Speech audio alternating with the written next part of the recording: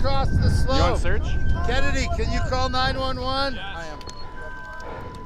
0.9, 0.8, 0.7. Wait, I got one more pretty close here. Get that probe out. Right there, right there. Right. Shovel! Joey, how you doing over there? Here we go.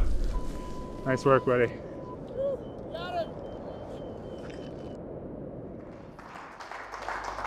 Welcome everybody, it's good to see you all back. Good way to start the season. This year is a skills building year. 2 years ago we were pretty heavy on snowpack. This year we're going to go pretty heavy into medical. IPRW has been going since like 2008, so this is our year 15. Each year we might emphasize one aspect. Like this year we're going to be doing a lot on medical. Last year was a lot on large scale rescue. The year before was snowpack, and we keep rotating around so everybody's skills stay sharp in all these different areas that are relevant as we're out in the field. Like you need to be looking around and actively finding what could be done better, and everybody else should just be probing everywhere they can around him. Get that one turned off as fast as you can, Sage. And your odds go down quite a bit at 15 minutes, right? We recognized a long time ago that we were really encouraging people to get out into the backcountry, showing them how cool and how beautiful it was.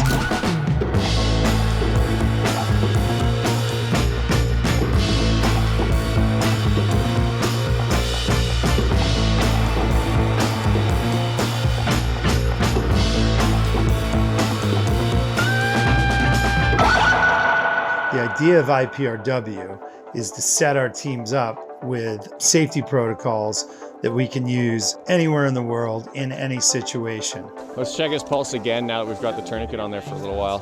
With a bleed like that, I think they're going to want to get him to the hospital now. Any job where you have perishable skills, you need to train. You need to train every season. You know, if I'm going into a whitewater rafting season, I'm going to train at the beginning of the year. If I go into my ski season, we're going to train at the beginning of the year.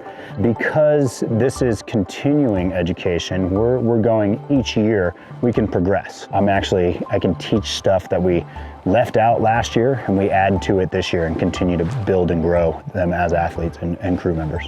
Yeah, some of this stuff isn't that difficult, but it's got a shelf life. You have to keep training it every year. That's why guide services do the same thing. They have an annual 3-day training just like we do. We're out here with TGR for the IPRW doing a little bit of survival work.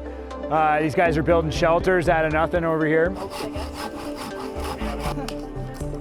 What we're kind of expecting out of these guys is to build a shelter to house their entire team for an overnight emergency survival situation. Man, this is probably IPRW number 8 for me.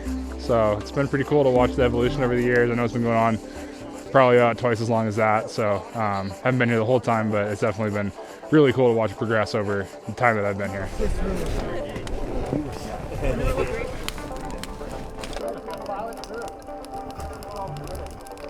Overall, you guys did awesome. Like this is like the teamwork, the communication, the amount that you guys worked well together to get your processes going, I think is awesome.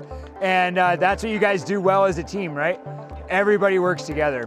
I'm pretty sure this is my 7th IPRW.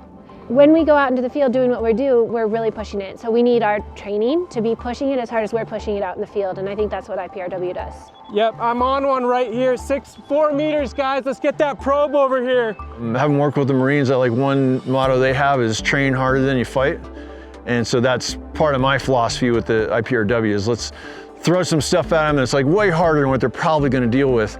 And then that thing's going to be much more manageable. And I was able to just beeline it with the probe and shovel already ready. Everybody's pretty strong in every element, but together your group is larger than the sum of the parts for sure. These are skills that if anybody's going to be using them, it will be the athletes and the crew of TGR. You know, the most dramatic incident was the Nick McNutt incident.